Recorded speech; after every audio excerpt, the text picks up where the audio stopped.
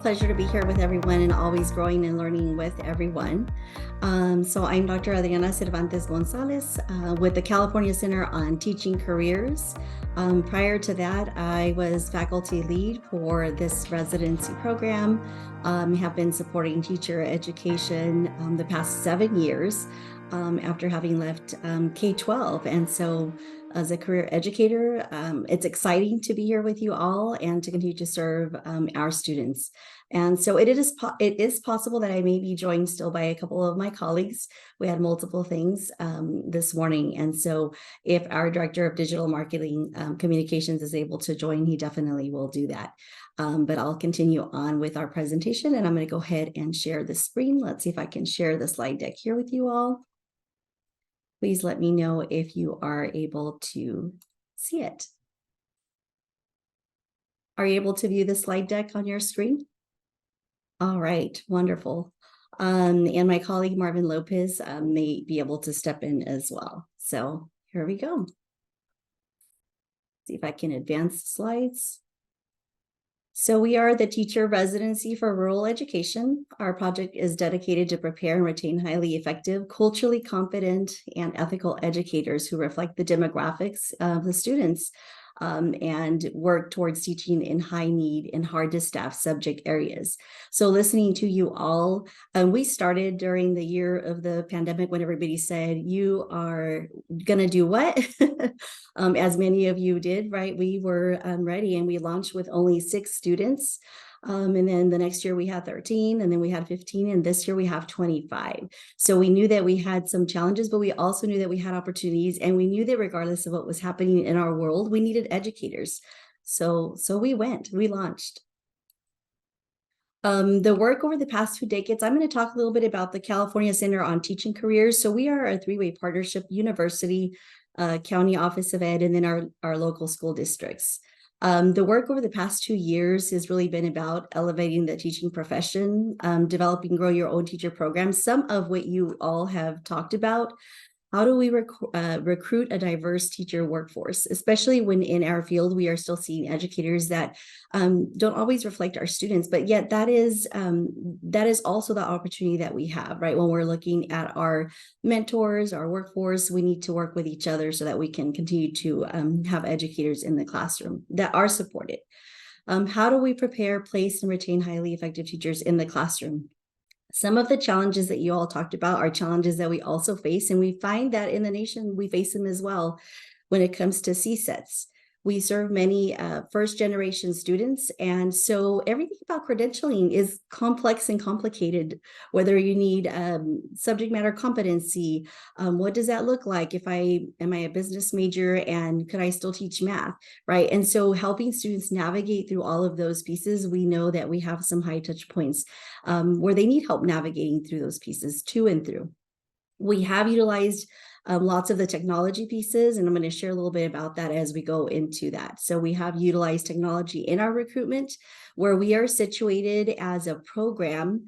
We are in the central region of California, and so we are about 50 miles from one university and 70 miles away from the next CSU university, right? So where we're at, where sometimes folks can recruit from within the school community or classes, we're kind of in this, niche as many programs are when you're a rural region, where we're not just directly attached to a university that's right there, that's our neighbor. So, which is why we've utilized our technology resources for the recruitment pieces. So we do serve also as an intermediary for the statewide collaboration across agencies. Some of you may have also heard of SRTAC, and that is something new that we'll be working to support as we continue with residency programs. But I'm going to go on to the next slide. I'm hoping that you'll be able to hear. This is just a 60-second brief sort of ads from where we're at and where we're headed. So I'm going to give it a go and let me know if you can hear this. And now? I paused it for a second. Are you able to get sound? Okay, it's only 60 seconds. Here we go. The history of advertising in 60 seconds. Advertising is looked as a human condition, but branded, product-based ads didn't show up until the 18th century, when print advertising became the norm. In the 1800s, we had first billboards and ad agencies began to set up shop. In 1891, companies like Kodak began selling their brand, not just the product. Then, in 1908, New companies like Ford staged flashy publicity events and pioneered the art of looking cool. The soap opera was born. The soap companies discovered the popularity of radio dramas among women when they did their house. By the makers of Lux Brother. Oval Watches made the first television commercial. It cost $9. And when psychologists got involved in the 1960s, focus groups transformed the industry into a calculated science. The tactics got a lot less predictable, and the budgets got a lot bigger. Enter the internet. Even though it looked like this and sounded like, advertisers were eager to engage the growing network of more than 5 million users. By the year 2000, ads were appearing alongside search results, driven by consumer interests. Now, advertising is just part of the conversation. For the first time in history, consumers are able to choose the ads they see based on their own taste, and brands are working with publishers to create content. It's a whole new world. Welcome to modern advertising. So yes, modern advertising, just thumbs up. How many of you remember some of those throughout the years? I was actually thinking about some of the ads while I was at church at the what we call the bulletin, the Sunday bulletin, where you have ads. People still look at that. A lot of our community, primarily Latinx, or even just our community in general, is still relying on some of those ads through grandparents or somebody that may share about the program. So it's still, sorry, I'm the advance here. So this is how we've grown to meet the moment. We've still done the advertising, print, fillers, billboards, classroom presentations, teleconferences, if you remember that, in 2001 through 2009. In 2009, we began really looking at web-based job boards like monster.com. I don't know if you all remember monster.com. Craigslist, continue with the print advertising, flyers, billboards. As you heard Rebecca mention earlier, we still, rely on all of the things, but also in classroom presentations, we have our local community colleges, and wherever we have an opportunity to talk to folks, we definitely rely on that, and also word of mouth, right? Whoops, let me go back one here. Sorry about that. And then also the digital marketing pieces on social media. Some of the resources that we linked, we finally come to look at, students do rely on social media, sometimes tweets or just simple posts. So we have relied more on being able to share about some of the social media pieces where we are, whether it's the news station that's sharing about our program. And so that's also something that students look to, and they themselves will also share about that. So we do rely on some of those pieces, but we do have a digital marketing campaign that has been part of what the center has actively been working on. I'm going to share a little bit about that for some of the campaigns that we have going on that we also tap into for TRRE specifically. Yes, Hulu, Spotify, all the things. Let's see here if I can go on to the next slide. We know that one of the challenges have been a stigma. Let me keep going back here around the teaching profession. And there are systemic barriers. So some of what you all talked earlier about, and ourselves as well, that we find with first generation, there's so much that goes into that. And I'm going to share some data that we looked at from the moment when people are interested in our program to when we actually get applicants to when they actually begin, right? We all look at that retention. There's a lot that happens during that process, and we do need a lot of support. So one of the things that we've definitely are very proud of is the types of support that we provide, the high touch points, because we learned early on that we didn't have sufficient resources for our students. So outreach, marketing, recruitment, and if we want to grow our own from our community, our teacher candidates or education professionals, that we really need to have those high touch points of follow-up calls. Here's the next steps. I'm glad you came to an info session. Here's what you do next. And so we do year-round recruitment. We don't do it only right when students are going to apply to the university, but we do beef it up during those times where we all have offered credential workshop sessions with students, how to navigate through the application process and how to actually apply to the university. Things like, there's multiple pieces to the application. You apply to the university, but you also apply to the program. And then here's how we go about that. And so we learned that our students need support in all of those areas. So this is just a visual that shows kind of from the visionary piece. You all asked us to we're looking at the characteristics and looking at our data. We look at the vision, we go from there to budget. Who are our target groups and our target audiences? We know that some of the ads like Indeed, we get high traffic in some areas. And so we put intentional messaging and effort into some of these different areas so that we have our target group, target population. For the TRRE residency, we're specifically looking at the high need areas like math, science, and English, which are those that our partners need. So we do intentional targeting in each of those areas and messaging to be able to attract those candidates as we go through the process of our application, of looking at that. But we're going to go a little bit through our return on investment when we're working on this recruitment piece and how much of that is yielding the return for us. I'll go to the next slide. So this We Want You campaign, if any of you were on our listserv, you will have seen that from the California Center on Teaching Careers that recruited over 3,000 prospective teachers. This is California-wide. And these are the partners that are served. And we saw that there was 1.37 million ad impressions throughout this particular campaign. And so we know that we have educators out there. We know that folks are interested, but how do we get them to tap into our residency programs as a pathway, as a viable pathway for them? So since launching, I'll let you look at this visual here. This is one of the strategies that has helped reach more than 3,200 teachers and over 300 campaign partners. So this is pushed out very, very, very broadly. And we like to capture the images that help us to determine where are we getting most of the clicks, where are we getting most of the impressions, where are we going to be able to put our energy and effort. So it is a very robust process and partnership because we're not doing this alone, not just through the center. We have resources for this type of work. So the Be Their Joy campaign, if any of you follow the California Center of Teaching Careers, you will see that this Be Their Joy campaign, although it was focused on some of the classified staff, we know that we have many classified staff that want to enter the profession, right? And so how are we tapping into other folks and resources? Some of you mentioned some of the earlier classified staff, after school heart programs.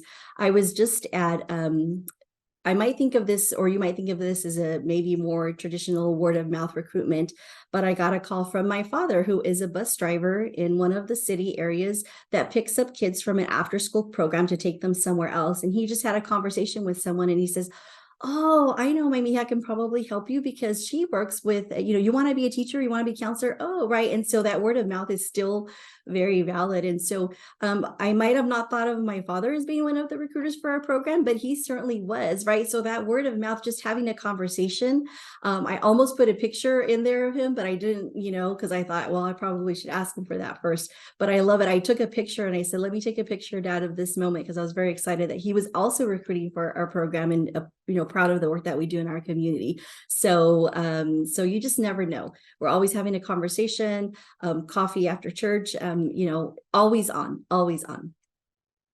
So this was young students that actually drew who their favorite person was at the school site. And so why not do this for teachers as well, right? So it was a very successful event, getting a lot of folks very interested and excited, and then also letting young people participate in that as well.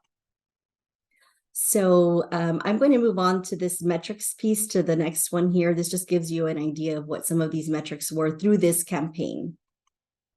The Be Their Joy campaign, we call the influencers, the podcast, there was the paid social media, and then the paid search, and then kind of how we're looking at this in terms of the advertising piece. But what I'd like to focus our attention on a little bit more, this virtual platform, right? We have Zoom links. We all received a Zoom link prior to coming to this meeting. We have been working really hard to work on this virtual platform. So this is, if you haven't been to Tulare County Office of Education, this is actually outside of the front of the building, the Tulare County Office of Education. There is, so this is a mock-up of what the building looks like from the outside. And so our virtual, our info sessions, we've actually migrated the info sessions for our residency programs into this virtual platform. So I'm going to play, it's like 10 seconds of what this looks like when you enter the building. So it should play. Here we go. No, there's no sound. This is just a visual platform. Here we go. You're going to join me into the building. So there's movement. It looks like there's actual people. It looks like you're actually coming into a building.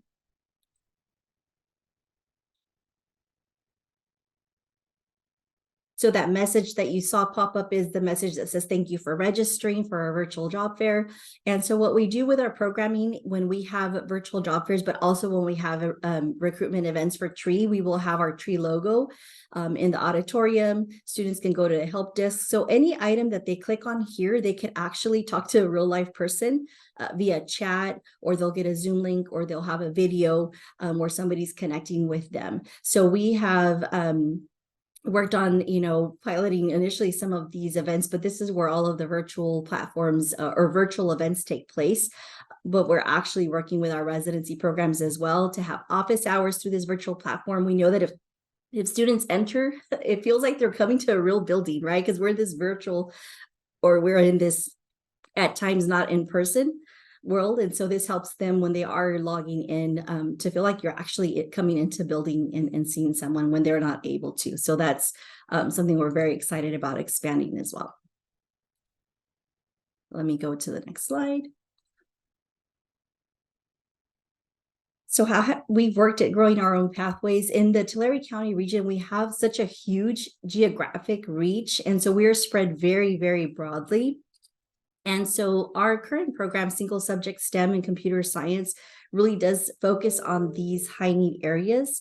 And so, like I shared, we started with 6 residents, and now we have 25 this year. And we're actually in the process of recruiting our 5th cohort, which we're very excited about. What we have seen is from the inquiry form to the acceptance to the completion and placement, that we will have about 15 candidates from that very first point of entry that are going through this process. It takes us 15 candidates in order for us to get one for our program. So as you can see, and I know that several of you are putting a lot of effort into the recruitment pieces, but we have to yield a lot of effort early on so that we can actually have students from the point of them learning about our program actually apply. It does take those high touch points. We have a 97% retention rate, which we're very excited about. And then our diversity is 75%. Our average age group is 24 to 30, but we know that this cycle, we are recruiting all year long because this is about a 2-year cycle. We're taking time to recruit the students, to tell them about the programs. Then by the time that they're working on their CSETs and they're going to enroll and complete their course sequence, and then we get them connected to the site, they're doing their clinical experience, right? And I'm preaching to the choir because everybody does these pieces. And then that 3rd year when they complete the program, because we want them all to complete, we want to support them to and through so that they work in those high need schools. And all of this does take obviously effort in time as well. Thank you for the shout out there. Yeah.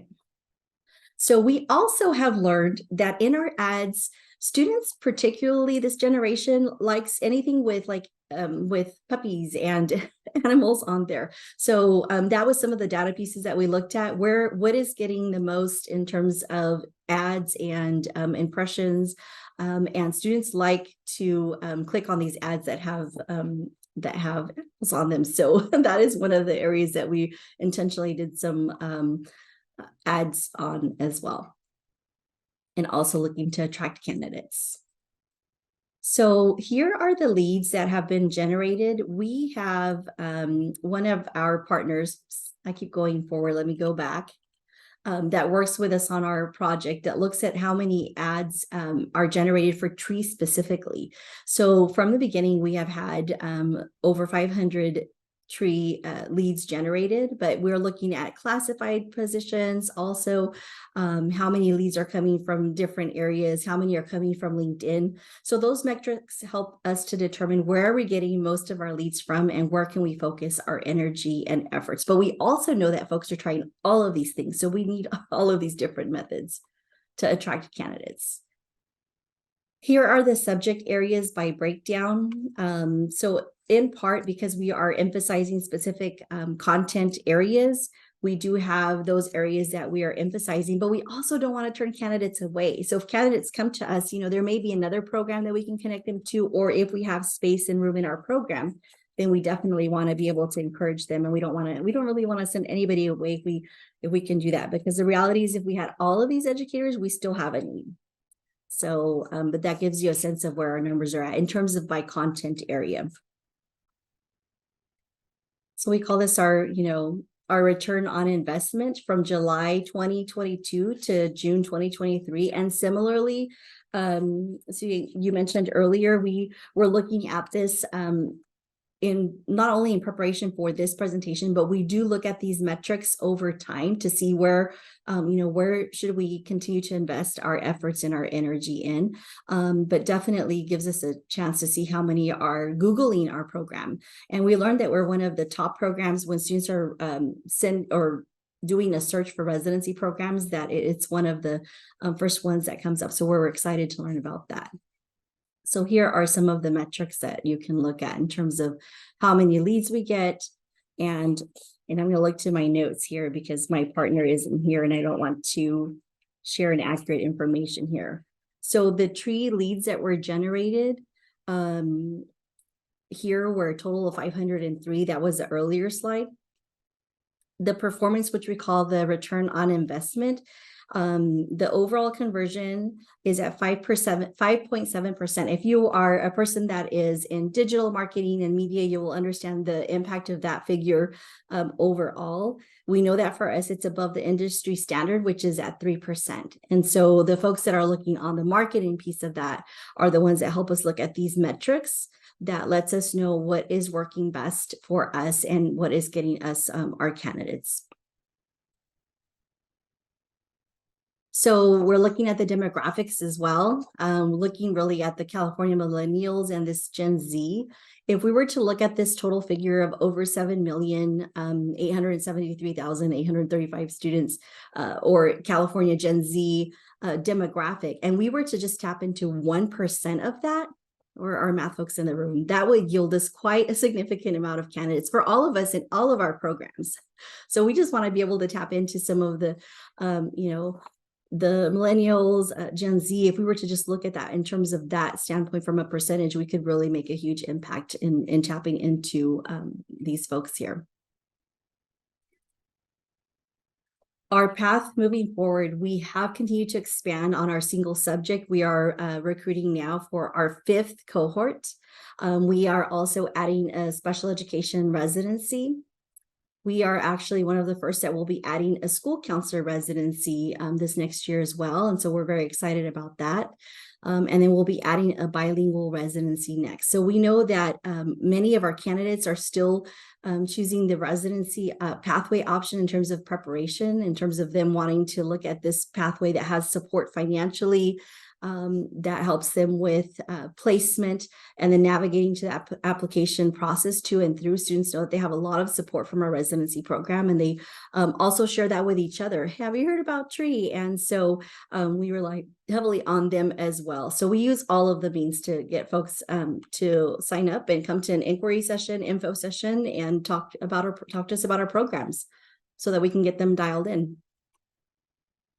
We do know that we need consistent messaging, cohesive language to attract more diverse candidates, intentional recruitment. These are always our recommendations. And then our mind shift on longevity. We are looking at four-year university students, right? But especially our millennials and Gen Z when we're looking at our intentional targeting. And that's it. That brings me to a close. While people are thinking, I have a question. So since this is the California Recruitment Center, is it possible for programs to partner with you to help recruit for their residency program? Partnership is always possible. The California Center on Teaching Careers works with many of the LEAs and partners specifically for some of the virtual events. So definitely we'll connect you with my colleague, Marvin Lopez, and absolutely. So just so I'm clear, if you wanted to run a virtual fair for your residency program, you could connect and maybe possibly do that. So we can connect. I'll connect you to Marvin and our partners for a virtual fair, similarly to how we do it for the local education agencies. We'll definitely have you connect, and then you can see what those needs are. We've talked about some, just in general, we have so many different residencies. What are ways that we can actually work to expand that virtual fair specifically on residency programs? So I think we're in the discussions of that at this time. So let's keep the discussion going and look at innovative ways of doing that for residency programs. We open the conversation up and dialogue. I saw that you have a bilingual program in the works. Is that for Spanish and Hmong or any other languages? Yep, for our area would be Spanish. And actually we have a large Portuguese population in Tulare County. So it's still early on. We're only in the planning and development phase of that. And so more to come on that. Gladys, do you all serve Hmong and Spanish in Madera? In Madera, Spanish, but in Fresno, we also have a Hmong 5-course pathway for our bilingual authorization program.